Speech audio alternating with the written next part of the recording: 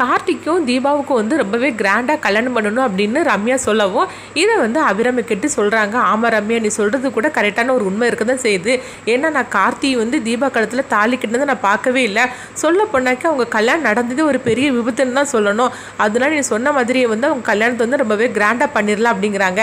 அப்போ ரம்யா சொல்கிறாங்க, இது தீபாவோட ஆசையும் தான், தீபாவுக்கு வந்து மனசில் அந்த ஆசையை வச்சுக்கிட்டு இருக்கிறா அப்படின்னு, அதனால நீங்களே கேட்டு பாருங்களேன் அப்படிங்கும்போது அப்போ அபிராமி கேட்குறாங்க, என்ன தீபா ரம்யா சொல்கிறதெல்லாம் உண்மையாக அப்படிங்கும்போது தீபாவும் தன்னுடைய ஆசையை சொல்கிறாங்க. ஆமாத்த, ரம்யா சொல்கிறது உண்மை தான். எனக்கு வந்து கிராண்டாக வந்து கார்த்தி சார் கையால் எனக்கு தாலி கட்டணும்னு நான் ஆசைப்படுறேன் எல்லாரும் முன்னாடியே அப்படிங்கப்போ இந்த ஆசையை நீ என்கிட்ட சொல்ல வேண்டியதானே தீபா அப்படின்னு அபிராமி சொல்கிறாங்க. இப்போ ரம்யா மட்டும் சொல்லலைன்னா எனக்கு இந்த விஷயத்தை பற்றி எனக்கு தெரிஞ்சிருக்காதுல்ல அப்படிங்கும்போது இது வந்து மீனாட்சி அக்காவுக்கு தெரியும், மீனாட்சி அக்கா உங்கள்கிட்ட சொல்லணும்னு தான் வந்தாங்க, ஆனால் நான் தான் மீனாட்சி அக்காவை தடுத்து நிறுத்திட்டேன் அப்படிங்கிறாங்க. அப்போ மீனாட்சியை கூப்பிட்டு அபிராமி கேட்கும்போது அப்போ அவங்களும் சொல்கிறாங்க, ஆமாத்த தீபாவுக்கு இந்த ஆசை இருக்க தான் செய்யுது, நான் சொல்கிறேன் அப்படின்னு, ஆனால் அவள் தான் என்னை தடுத்துட்டா அப்படிங்கிறாங்க.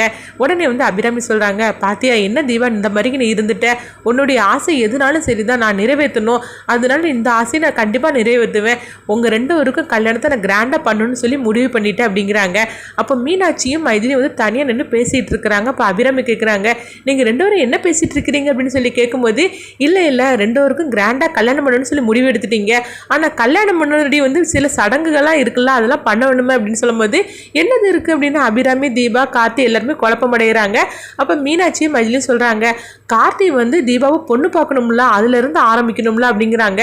இது கெட்டதுமே எல்லாருமே சிரிக்க ஆரம்பிச்சிருந்தாங்க. அப்போ அபிராமி சொல்கிறாங்க, ஆமாம் நீங்கள் ரெண்டு பேரும் சொல்லுறது உண்மைதான், என்னதான் இருந்தாலும் கார்த்திக்கு நம்ம தீபாவை பொண்ணு பார்க்கணும், அதெல்லாம் நடக்கவே இல்லையே ஃபஸ்ட்டு, இப்போ இந்த கல்யாணத்தில் அது எல்லாமே கரெக்டாக நடக்கணும், நீ சொல்கிறது கரெக்டு தான் அப்படின்னு சொல்லவோ அப்போ கார்த்திகிட்ட கேட்குறாங்க. இப்போ கார்த்தி சொல்கிறாங்க, அம்மா நீங்கள் என்ன சொல்கிறீங்களோ நான் அது கேட்டு நடக்கிறோமா அப்படிங்கவும் எல்லாருமே சந்தோஷப்பட்டு சிரிக்க ஆரம்பிச்சிருந்தாங்க. அப்போ தர்மலிங்கவும் ஜானகியும் அவங்க ஒருத்தருக்குள்ளே ஒருத்தர் பேசிகிட்டு இருக்கிறாங்க. பாருங்களேன், இப்போ தான் நம்ம தீபாவுக்கு வந்து கல்யாணம் நடக்கிற மாதிரிக்கு நம்மளுக்கு ஃபீலிங் வருது. ஏன்னா ஃபஸ்ட்டு தீபாவுக்கு கல்யாணம் நடந்தது வந்து ஒரு விபத்து மாதிரிக்கு இருந்தனால அதில் நம்மளுக்கு எந்தவித சந்தோஷமும் கிடைக்கல, ஆனால் அந்த சந்தோஷம் எல்லாமே இப்போ வந்து நம்மளுக்கு நிறைவேற போகுது அப்படின்னு சொல்லி அவங்க ரெண்டு பேரும் சந்தோஷப்பட்டுட்டு இருக்கிறாங்க.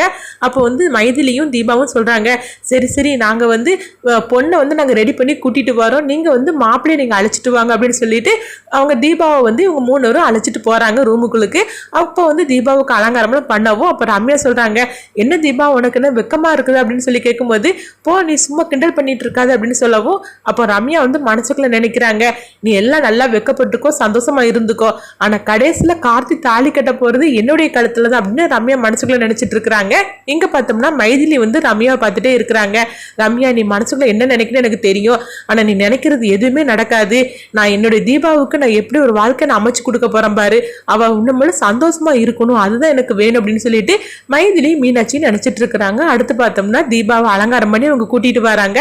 கூட்டிட்டு வந்ததுமே அவங்க கேட்குறாங்க, எங்க பொண்ணை வந்து நாங்கள் வந்து கூட்டிட்டு வந்தாச்சு, எங்க மாப்பிள்ளை எங்க அப்படின்னு சொல்லி கேட்கும்போது எங்க மாப்பிள்ளை வந்து லேஸ் பட்டவரா என்ன, அவனும் மேக்கப் பண்ணிட்டுலாம் வர வேண்டாமா, இப்போ எங்க மாப்பிள்ளை வந்துருவார் அப்படின்னு அபிராமி சொல்லவும் கார்த்தியை வந்து மேக்கப் பண்ணி அவங்க வந்து ஆனந்தும் அவங்க அருணும் அழைச்சிட்டு வராங்க. வந்ததுமே வந்து கார்த்தி உட்காருதாங்க. அப்போ கார்த்திட்ட சொல்றாங்க, பொண்ணை பாரு உனக்கு பிடிச்சிருக்கான்னு பாரு அப்படின்னு சொல்லவும் கார்த்தி வந்து வெக்கப்பட்டுட்டே உட்காந்துருக்குறாங்க. மீனாட்சி மைதிலியும் வந்து தீபாட்ட சொல்கிறாங்க, தீபா நீ மாப்பிள்ளையை பாரு உனக்கு பிடிச்சிருக்கா பாரு அப்படிங்கவும் தீபா வந்து வெக்கப்பட்டுட்டே இருக்கிறாங்க. என்ன வெக்கப்பட்டுட்டு இருக்கிறியா, நீ பாரு மாப்பிள்ளையை பாரு, அப்புறமா நீ பிடிக்கலன்னு சொல்லிடக்கூடாது அப்படின்னு சொல்லிட்டு அவங்க எல்லாருமே சேர்ந்து தீபாவை போட்டு கிண்டல் பண்ணிட்டு இருக்கிறாங்க.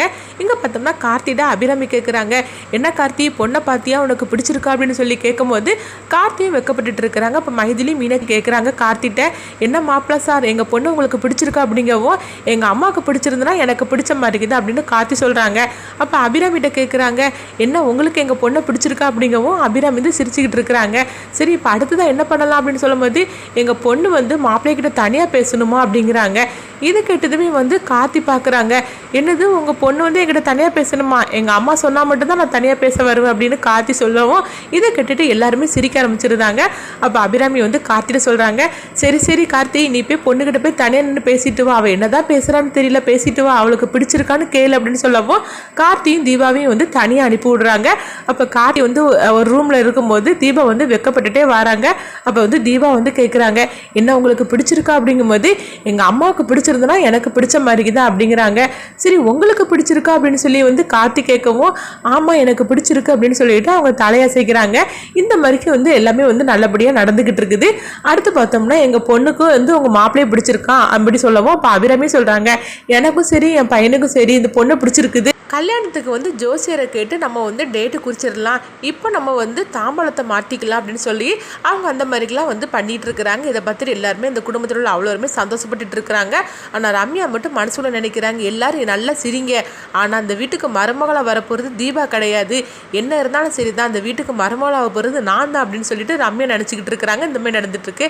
அடுத்து பார்த்தோம்னா வந்து அபிராமி வந்து தீபாட்ட சொல்கிறாங்க தீபா நம்ம கோயிலுக்கு போயிட்டு வரலாம் அப்படிங்கும்போது சரி எத்த போயிட்டு வரலாம் அப்படிங்கிறாங்க. அப்படியே நம்ம வந்து ஜோசியரை பார்த்து நாள் குறிச்சிட்டு வந்துடலாம் கல்யாணத்துக்கு அப்படின்னு சொல்லவும் தீபாவும் சரி அப்படிங்கிறாங்க. அப்போ தீபாவோட அபிராமியும் வந்து கோயிலுக்கு கிளம்பி இங்கே வராங்க. கோயிலுக்கு வந்ததுமே அவங்க சாமிலாம் கூப்பிட்டு முடிக்கிறாங்க. அப்போ வந்து தீபா பார்க்குறாங்க அன்றைக்கி நம்ம ஒரு சாமியார் லேடியை பார்த்தோமே அவங்கள மாதிரி இருக்குது அப்படின்னு சொல்லிட்டு தீபா வந்து பார்க்குறாங்க. பார்த்தோம்னா அவங்க தான் இருந்துகிட்ருக்குறாங்க. அப்போ அபிராமிட்டு சொல்கிறாங்க அத்தை அங்கே ஒரு சாமியார் இருக்காங்க பாருங்களேன் அப்படின்னு சொல்லவும் அப்போ அபிராமி பார்க்குறாங்க ஆமாம் அங்கே உட்காந்துருக்குறாங்களா ஒரு பெண் சாமியார் உட்காந்துருக்காங்களா அப்படிங்கும்போது அத்தை அன்னைக்கு அவங்க தான் என்னை கூட்டிகிட்டு போனாங்க, கூட்டிகிட்டு போய் என் கையில் ஒரு கயிறு கட்டினாங்க, அதுக்கப்புறம் என்ன நடந்துச்சுன்னே எனக்கு ஒன்றுமே புரியலத்த அப்படிங்கிறாங்க. ஆனால் அவங்க ரொம்ப நல்லவங்க பார்த்துக்கோங்க, அதுக்கப்புறமா தான் அவங்க உடம்புலாம் நல்லாச்சுது அப்படின்னு சொல்லவும் இது கிட்டதுமே அப்போ அபிராமி சொல்கிறாங்க அப்படியா தீபா அப்படின்னு சொல்லி கேட்கும்போது சரி நம்ம அவங்ககிட்ட போய் பேசலாமா அப்படின்னு சொல்லி கேட்கும்போது அப்போ அபிராமி சொல்கிறாங்க சரி உங்கள் கல்யாணத்துக்கு இப்போ அவங்ககிட்டே நம்ம ஒரு நாள் கேட்கலாமா அப்படிங்கும்போது சரி எத்தை நீங்கள் ஆசைப்படுற மாதிரிக்கு நம்ம அவங்ககிட்டே கேட்கலாம் அப்படின்னு சொல்லிட்டு அபிராமியும் தீபா வந்து அந்த லேடி சாமியார் பக்கத்தில் வராங்க. அவங்க பார்த்தோம்னா அவங்க தியானத்தில் இருந்துட்டு இருக்கிறாங்க. அப்போ அவங்களுக்காக வெயிட் பண்ணுறாங்க. இவங்க கொஞ்ச நேரம் வெயிட் பண்ணதுக்கு அப்புறமா அவங்க வந்து கண் திறந்து பார்க்குறாங்க. பார்த்ததுமே தீபா வந்து அவங்ககிட்ட வந்து சொல்கிறாங்க என்ன நினைவு இருக்குதா அப்படின்னு சொல்லி கேட்கும்போது அப்போ வந்து சாமியார் லேடி வந்து மனசுக்குள்ள நினைக்கிறாங்க ஒன்று எப்படிமா நான் மறக்க முடியும்னு சொல்லிட்டு அவங்க வந்து தலையசைக்கிறாங்க. அப்போ வந்து அபிராமி வந்து அவங்களுக்கு நன்றி சொல்கிறாங்க உங்களால் தான் நான் வந்து பொழைச்சேன், நீங்கள் வந்து அன்றைக்கி என் மருமகளுக்கு வந்து கையில் ஒரு கயிறு கட்டி விட்டீங்களா, அதுக்கு பிறகு தான் வந்து எல்லாமே வந்து பரிகாரம்லாம் நல்லபடியாக முடிஞ்சு நான் வந்து உயிர் படைச்சிட்டேன் அப்படிங்கிறாங்க. இது கிட்டத்தட்ட அவங்க சிரிச்சுக்கிட்டே இருக்கிறாங்க. இப்போ என் மகனுக்கும் மருமகளுக்கு வந்து நாங்கள் இன்னொரு தடவை கல்யாணம் பண்ணிக்க போகிறோம், என் மருமக வந்து நான் உடம்பு சரியில்லாமல் இருக்கும்போது அவள் தாலியை கழட்டி வச்சுட்டா, திரும்பவும் வந்து என் பையன் கையால் அவளுக்கு தாலி ஏறணும், அதுக்காக தான் வந்து நான் உங்கள்கிட்ட வந்து டேட் கேட்கேன், நீங்கள் வந்து ஒரு நாள் குறித்து கொடுங்க அப்படின்னு வந்து அபிராமி வந்து சொல்லவும் அந்த லேடி சாமியார் வந்து ரெண்டு வரையும் கொஞ்ச நேரமாக பார்த்துக்கிட்டே இருக்கிறாங்க.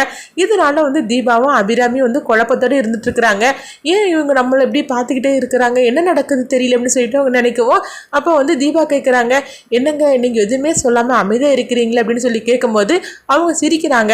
என்னங்க நீங்கள் எதுவுமே சொல்லவே மாட்டேங்கிறீங்களே அப்படின்னு சொல்லி கேட்கும்போது அப்போ வந்து அவங்க சொல்றாங்க நாளைக்கு வாங்க நீங்க போயிட்டு அப்படிங்கிறாங்க. இது கிட்டதுமே அவங்க ரெண்டு பேருமே ரொம்பவே குழப்பமடைகிறாங்க. இப்போ அபிராமி கேட்குறாங்க என்ன சாமி என்னாச்சுது, ஏதாவது பிரச்சனையா அப்படின்னு சொல்லி கேட்கும்போது இன்னைக்கு என்னால் எதுவுமே சொல்ல முடியாது, இங்கே நாளைக்கு வாங்க, நான் நாளைக்கு வந்து ஒரு பரிகார பூஜை பண்ண போகிறேன், அந்த பூஜையில நீங்கள் கலந்துக்கிடணும் அப்படிங்கிறாங்க. அப்படி இவங்க சொன்னதுமே அபிராமி வந்து தர்மலிங்கமும் ஜானகியும் சொன்னதை வந்து அவங்க நினைவச்சுக்கிட்டு தாங்க ஜோசியர் வந்து இந்த கல்யாணம் நடக்கக்கூடாது, அப்படி கல்யாணம் நடந்துச்சுன்னா தன்னுடைய உயிருக்கு அதாவது அபிராமியோட உயிருக்கு ஆபத்து அப்படின்னு வந்து ஜானகி சொன்னதை வந்து அவங்க ஞாபகத்துக்கு வருது. அப்போ அபிராமி நினைக்கிறாங்க ஒருவேளை அதனால தான் இவங்க வந்து சொல்ல மாட்டுக்காங்களோ, ஆனால் இது தீபாவுக்கு தெரிஞ்சிடக்கூடாது, தீபாவுக்கு மட்டும் இந்த விஷயம் தெரிஞ்சுன்னா கண்டிப்பாக வந்து அவள் அந்த கல்யாணத்துக்கு சம்மதிக்கவே மாட்டா, அவள் ஆசைப்பட்டபடி இந்த கல்யாணம் ரொம்ப பிரம்மாண்டமாக பெரிய அளவில் நடக்கணும், நம்மளுக்காக வந்து அவளுடைய ஆசையை வந்து நிறைவேற்றாமல் விட்டுறக்கூடாது, அதனால வந்து இவங்க ஏதோ மனசுக்குள்ளே வச்சுட்டு தான் சொல்லாமல் இருக்கிறாங்க, நாளைக்கு வரும்போது நம்ம தீபாவை வந்து நம்ம கூட்டிகிட்டு வரக்கூடாது அப்படின்னு அபிராமி நினைக்கிறாங்க.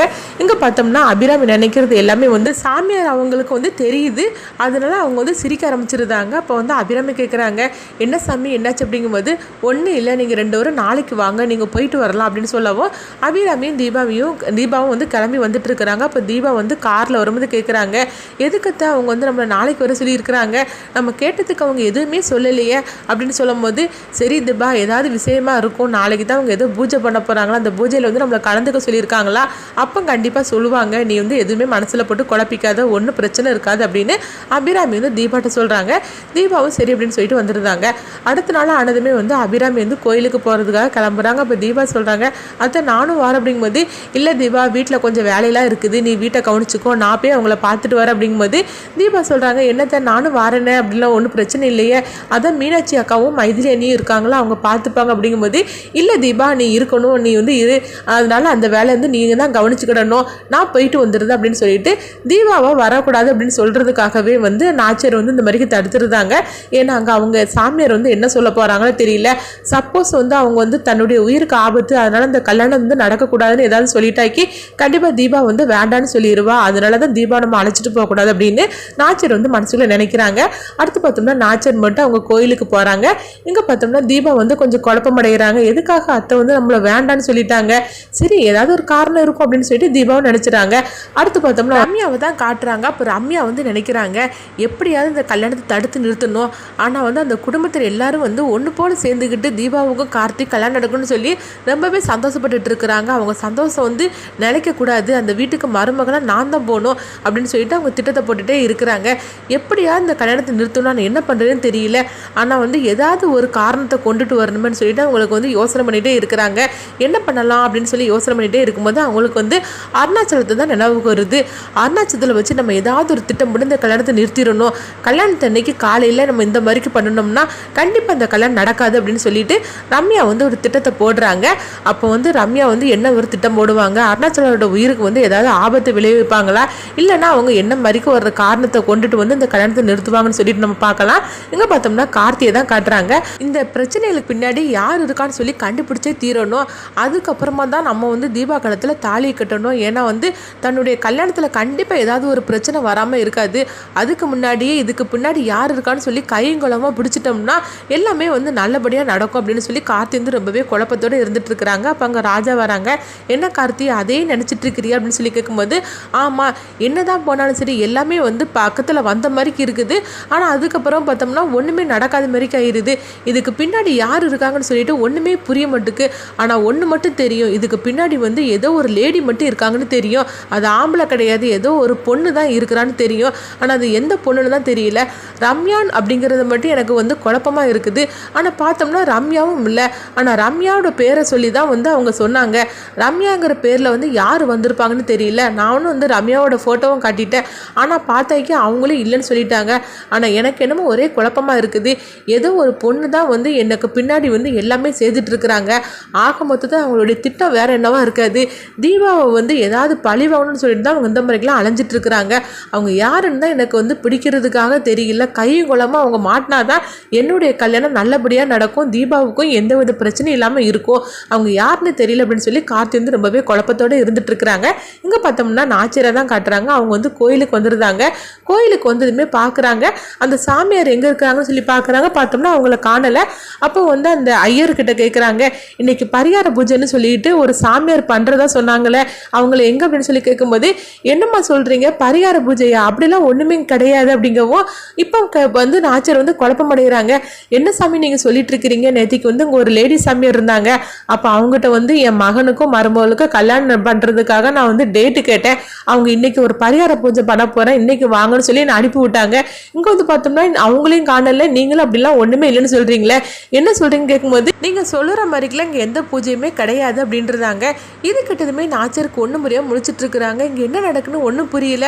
அவங்க இன்னைக்கு ஒரு பூஜை நடக்குது, என்னை கலந்துக்கிட்டதாக வர சொன்னாங்க, இங்கே பார்த்தோம்னா அப்படியே ஒன்றுமே இல்லைன்னு சொல்லிட்டு இருக்காங்களே அப்படின்னு சொல்லி நாச்சியார் வந்து குழப்பத்தோடு இருந்துட்டு இருக்கும்போது அங்கே பார்த்தோம்னா கரெக்டாக அந்த லேடி சாமியார் வராங்க. அவங்கள பார்த்ததுமே நாச்சியார் கேட்குறாங்க, நேற்றுக்கு நீங்கள் தானே இன்னைக்கு வர சொன்னீங்க, பூஜை நடக்கிறது வர சொன்னீங்க, ஆனால் இன்னைக்கு பார்த்தோம்னா வந்து அப்படிலாம் ஒரு பூஜை இல்லைன்னு சொல்லிட்டு இருக்காங்களே, நீங்கள் என்னதான் நடக்குது, நீங்கள் யார் அப்படின்னு எனக்கு தெரிஞ்சாகணும் அப்படின்னு சொல்லும் போது அப்போ அவங்க சொல்கிறாங்க, என் கூட வா அப்படின்னு சொல்லி அபிராமி வந்து கூட்டிகிட்டு போகிறாங்க. அப்போ அபிராமி கேட்குறாங்க, என்னை எங்கே கூட்டிகிட்டு போகிறீங்க அப்படிங்கும்போது, நீ எதுவுமே பேசாமல் என் கூட வா அப்படின்னு சொல்லி கூட்டிகிட்டு போகிறாங்க. இப்படி தான் அந்த கதையை எடுத்துகிட்டு போவாங்க. அடுத்து என்னன்னு சொல்லி நம்மளும் வெயிட் பண்ணி பார்க்கலாம். தீபாவுக்கும் கார்த்திக்கும் வந்து கரெக்டான அந்த நேரத்தில் வந்து கல்யாணம் நடக்குமா, குறிச்ச நேரத்தில் கல்யாணம் நடக்குமா, இல்லைனா வந்து தீபாவுக்கு கார்த்திக் கல்யாணம் நடக்காமல் போகுமா, அந்த கல்யாணத்தில் வந்து ரம்யா என்ன மாதிரிலாம் ஒரு பிரச்சனையை வந்து ஏற்படுத்துவாங்க, கார்த்தி வந்து ரம்யா தான் இதுக்கு பின்னாடி எல்லா சதி வேலையும் பண்ணிட்டு இருக்கான்னு சொல்லிட்டு அவங்க கையங்குளமோ அவங்க பிடிப்பாங்களா, தீபா கூட இருந்தால் வாழ்க்கையை தட்டி பிரித்து இந்த மாதிரிக்கு துரோகம் பண்ணுன்னு சொல்லி ரம்யா இந்த மாதிரிக்கு எல்லா வேலையும் செய்திருக்காங்க அப்படின்னு கார்த்திக்கும் தீபாவுக்கும் தெரிய வரும்போது கண்டிப்பாக ஒரு பெரிய பிரச்சனை பூகம்பமாக தான் வெடிக்கும். அப்போ வந்து ரம்யா வந்து என்ன மாதிரிக்கு ஒரு முடிவு எடுப்பாங்க அப்படின்னு சொல்லி நம்மளும் வெயிட் பண்ணி பார்க்கலாம்.